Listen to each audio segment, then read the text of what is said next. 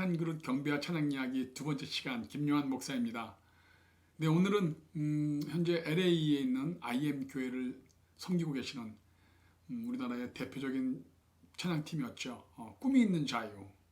그래서 정종원 목사님의 시간입니다.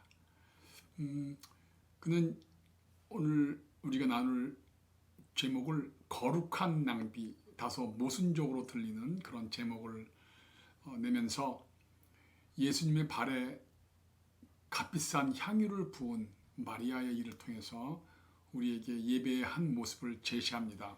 마리아는 왜 그런 낭비를 했을까? 원문을 보니까 그때 그 향유 한 병이 그 당시 그 근로자들의 1년 연봉 정도의 가격이라고 하는데, 그렇게 비싼 거라면 팔아서 가난한 사람들을 돕거나 하나님 나라를 위해서 썼으면 더 좋았을 텐데 왜 그렇게 예수님 발에 다 부어버렸을까, 낭비를 했을까라는 제자들이, 소규모의 제자들이 했던 그 의문을 우리도 한번 가져보면서 오늘 예배의 진리를 한 5가지 정도만 살펴보도록 하겠습니다. 또 오늘은 특히 예배에서는 없어서는 안 될 중요한 단어, 그 계시라는 단어가 나옵니다. 예배자들에게 이 계시라는 단어는 절대로 알아야 될 정말 중요한 가치인데요. 이 계시라는 단어의 개념을 모르면 예배를 드릴 수 없기 때문입니다. 그래서 오늘 원문을 통해서 이 계시에 대한 개념을 잠깐 깊이 한번 살펴보도록 하겠습니다. 여러분들에게 도움이 되길 바랍니다. 네, 첫 번째, 예배의 동기입니다. 그는 우리가 예배에서 첫 번째 우리가 던져야 할 질문을, 예배는 하나님께 드리는 것인가 아니면 받으러 가는 것인가, 이런 질문을 던집니다. 또 왜, 무엇 때문에 예배하고 있는가를 묻습니다. 많은 성도님들이 신앙생활하면서 가장 크게 착각하는 것 중에 하나는 예배를 하나님께 드리러 간다고 생각하는 것이 아니라 은혜를 받으러 간다고 생각하는 그런 분들이 의외로 참 많습니다. 한 발 더 나가서 저는 제가 직접 경험한 거지만 성도가 대표 기도 시간에, 공예배의 대표 기도 시간에 오늘 설교하는 목사님의 말씀을 잘 듣게 해달라고 대표로 기도하더라고요. 물론 설교는 목사나 교육자나 또 특별히 지정된 분이 하지요. 그러나 그 설교는 그 사람들이 하는 것이 아니라 그 안에 있는 하나님의 말씀을 전달하는 것인데, 그분은 자신이 담임하고 있는 그 교회 목사님의 말씀을 잘 듣게 해달라고 생각하고 있다면 그 사람은 이 예배에 대한 개념과 설교에 대한 개념을 잘 못 이해하고 있는 겁니다. 네, 본문으로 돌아가서요. 그는 서두에 예배는 계시와 은혜라는 진리에서 시작된다고 말합니다. 즉 예배는 계시와 은혜다, 이렇게 말하고 있는 거죠. 어려운 단어가 나왔습니다. 계시. 이 방송을 통해서 우리 시청자 여러분들이 이런 신학적 단어를 이해하고 정확히 깨닫는다면 여러분들이 드리는 예배 생활이 더 큰 의미가 생기고 더 깊어질 거라고 저는 믿습니다. 우리는 어느 사람들처럼 모르는 것을 예배할 수 없기 때문입니다. 예배는 명확한 암입니다. 네, 계시는 문자적으로 사람의 지혜로는 알 수 없는 진리를 신이 깨우쳐서 알게 함. 영어로는 revolution 또는 vision이라는 단어를 쓰죠. Revelation. 쉽게 말해서 계시는 하나님께서 자신의 뜻을 인간에게 알게 해주시는 것, 이렇게 말할 수 있겠죠. 계시는 히브리 말로 하존인데요. 특별히 구약에서는 좀 찾아보기가 어렵습니다. 구약에서 이 계시라는 단어가 처음 나오는 부분은 사무엘상 3장 1절입니다. 여기서는 계시를 이상이라고 말했고 NIV 성경은 이것을 비전이라고 번역했습니다. 제가 사무엘상 3장 1절을 읽어드리겠습니다. 아이 사무엘이 엘리 앞에서 여호와를 섬길 때에는 여호와의 말씀이 희귀하여 이상이 흔히 보이지 않았더라. 네, 계시는 환상, 이상, 묵시 이런 단어로도 쓰고요. NIV 성경이나 킹 제임스 버전 성경은 이 단어들을 동일하게 다 비전으로 사용하고 있습니다. 이 비전이라는 단어는 사실은 좀 여러 가지 의미가 많이 포함되어 있기 때문에 너는 비전이 뭐니? 뭐 이렇게 물어볼 때 사용하는 것처럼 저는 이 계시라는 단어를 사용할 때 영어 비전보다는 저는 레볼루션이라는 단어를 더 제가 좋아하는 것 같습니다. 이사야서 1장 1절을 통해서 계시를 인간의 상상이나 추진력으로 경험하는 것이 아니라 인간 외부에 있는 하나님의 신적 능력, 초자연적인 방식으로 인간에게 주어지는 것이라고 말합니다. 제가 이사야서 1장 1절을 읽어드리겠습니다. 유다왕 우시아와 요담과 아하스와 히스기야 시대의 아모스의 아들 이사야가 유다와 예루살렘에 관하여 본 계시라. 또 이사야서 29장 11절에 보면 당시 유대인 사회 중에서 지식인들, 글씨를 읽고 쓸 수 있는 사람들 중에서 특별히 그 사회 지도자들이 하나님의 야훼 신앙을 싫어하고 거부하면 영적으로 맹인이 되어서 하나님의 계시를 알 수 없었다고 말합니다. 이사야서 29장 11절을 또한 읽어드리겠습니다.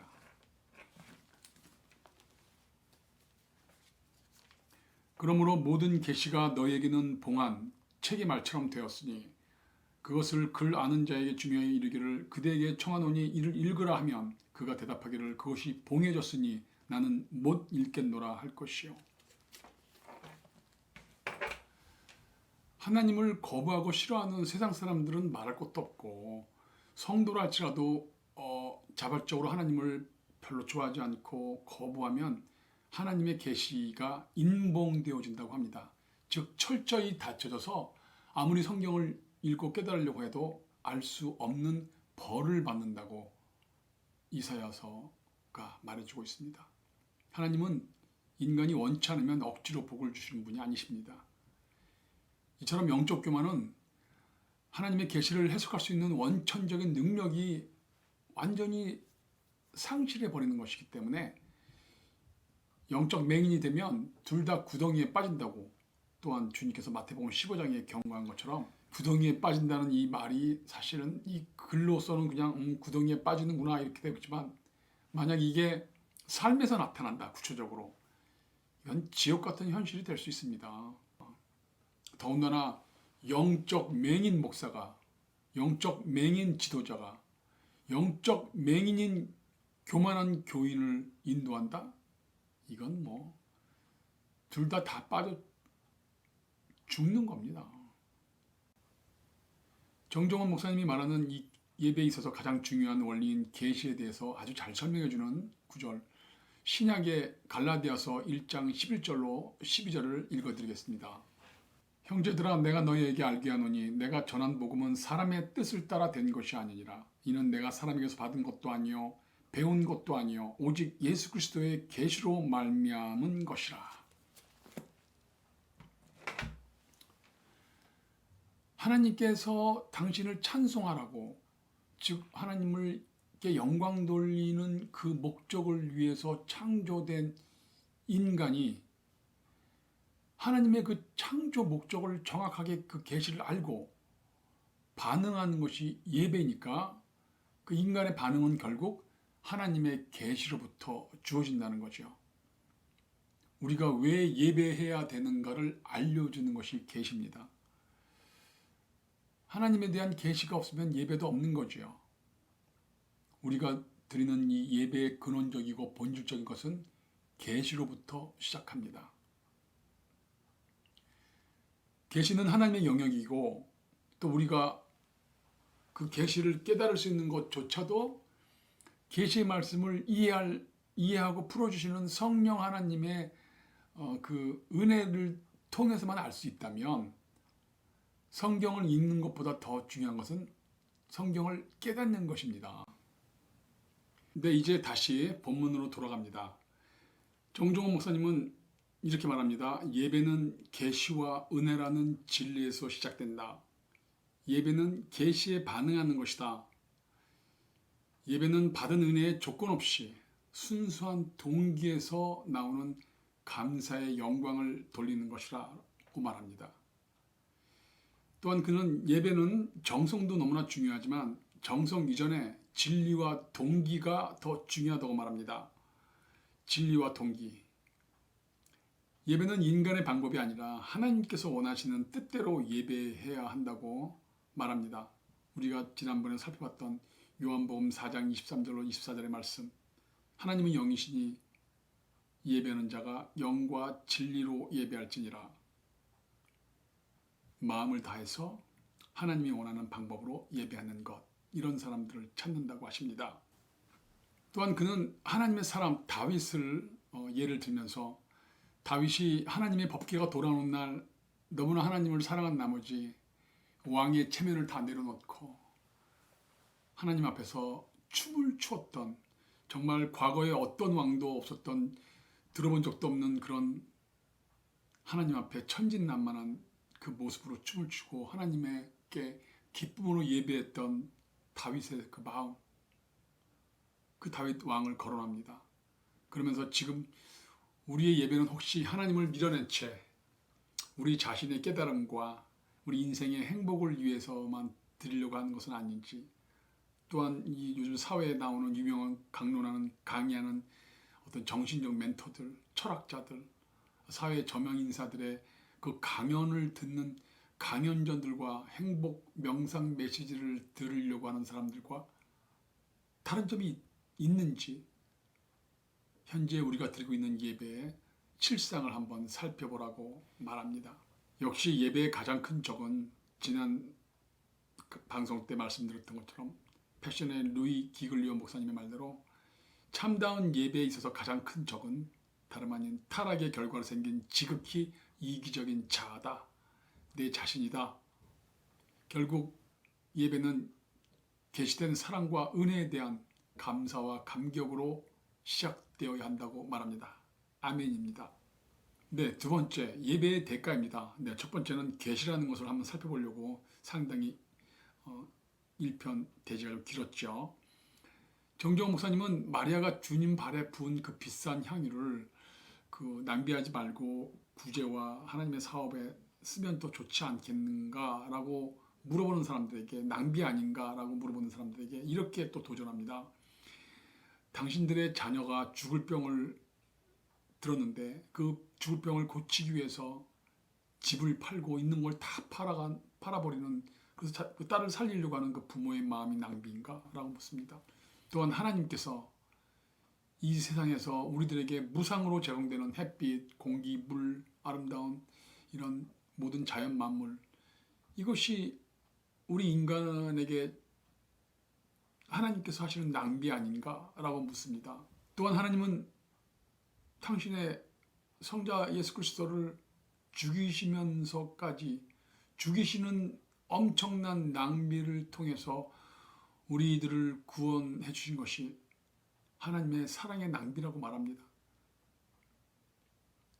하나님께서 우리에게 값없이 주신 모든 그 구원의 은혜와 지금 우리가 누리고 있는 이 세상의 모든 자연 만물의 큰 혜택은 하나님이 우리에게 해주신 하나님의 낭비라고 말하고 있는 겁니다. 우리 삶의 최고는 예수님과의 관계입니다. 하나님과의 관계입니다. 그렇게 사랑하는 주님과의 관계를 위해서, 또한 주님을 더 알고 사랑하기 위해서 어떤 일이 있더라도 그분을 따르기 위해 지불되는 모든 대가는 그 어떤 것이라도 낭비가 아니라고 말합니다. 예배드리러 가는 것을 자신의 삶에서 낭비되는 것이고, 자신의 삶에서 뭔가를 굉장히 중요한 것을 이렇게 떼어가는 것이고, 뭔가 뺏기는 것이고, 내 것을 가져가는 것으로 이해하는 믿음의 초보자들이 이제 많이 있죠. 그 단계를 물론 지나야 되겠지만 그것은 낭비가 아니라는 것입니다. 만약 그 예배를 드리기 위해서 자신의 삶에서 뭔가를 드리려고 하는 것을 낭비라고 생각한다면 그 사람은 절대 예수님을 위해서 그 귀한 향유를 깨뜨렸던 마리아의 마음을 알 수 없다고 말합니다. 네, 세 번째, 예배의 초점입니다. 예수님은 마태복음 26장 6절로 13절을 통해서 나사로의 누이들, 분주했던 마르다와 달리 예수님의 발밑에 앉아 주님의 말씀에 집중했던 그 마리아가 드린 그 1년치 봉급으로 살 수 있는 그 값비싸고 귀한 향유 옥합을 깨뜨린, 그래서 그 깨뜨려서 주님의 발에 부은 그 행동은 무슨 의미가 있는가? 당시 예수님의 제자들은 예수님의 십자가의 사역을 잘 이해하지 못하고 있었고 또한 둔감하기까지 했습니다. 그러나 마리아는 그 십자가를 지실 주님을 생각했고 주님의 그 발이 너무나도 아름답고 고마운 발로 믿어졌습니다. 또한 그 가실 발걸음을 생각하며 세상에서 가장 소중한 발로 생각이 들어서 그 발을 자신의 머리털로 엑세막센 닦기 시작했다고 말합니다. 당시 유다 사회에서 여자가 머리를 풀어헤치는 것은 수치라고 생각했는데 수치를 무릅쓰고 사람의 가장 천한 곳인 그 발을 그냥 닦은 것이 아니라 엑마소 골고루 닦고 문질러 드린 것을 말합니다. 즉 마리아는 예수님이 인간으로서의 마지막 길을 자신이 혼자 홀로 생각하고 감사하고 또한 찬양하면서 예배를 드린 행위였다고 말합니다. 즉 주님의 장례를 먼저 소중하게 치러드린 행위였다라고 말하는 것입니다. 네 번째 예배의 방법입니다. 마리아가 향유 옥합을 깨뜨려서 주님을 예배했던 것처럼 정종원 목사님은 예배라는 것은 자신을 깨어드리는 것이다 라고 말합니다. 옥합이 깨져야 향유가 흐르게 되어 있습니다. 예배는 자신의 깨어짐입니다. 깨어져야 속에 있는 것들이 나오게 됩니다. 깨어지지 않으면 속에 있는 귀한 것들이 나올 수 없습니다. 자존심의 옥합, 권위의 옥합, 욕망의 옥합, 자신 이건 절대 내가 내어줄 수 없어 라고 하고 있는 움켜쥐고 있는 그 자신이 비밀스럽게 숨겨져 있는 것들을 깨뜨리는 것이 예배라고 말합니다. 또한 깨어짐뿐만 아니라 한 발 더 나가서 예배는 대가를 치르는 것이라고 말합니다. 자신의 전부를 내놓은 그 마리아처럼 예배가 당신에게서 무엇을 요구하고 있는가, 어떤 대가를 치르라고 말하고 있는가를 살펴보라고 말합니다. 진리의 말씀을 지키기 위해서 여러분의 삶에서 남모르게 하고 치르고 있는 그 수고와 헌신, 그 아픔, 그 고생, 화목과 용서를 위해서 자신의 자존심을 누르고 자신의 그 소유를 누르고 포기하고 주님 닮은 제자의 모습을 지키기 위해서 주님 기뻐하는 일이라면 어떤 것이라도 내어드리려고 하는 그 여러분의 그 소중한 삶, 시간, 마음 그리고 여러분의 모든 것들.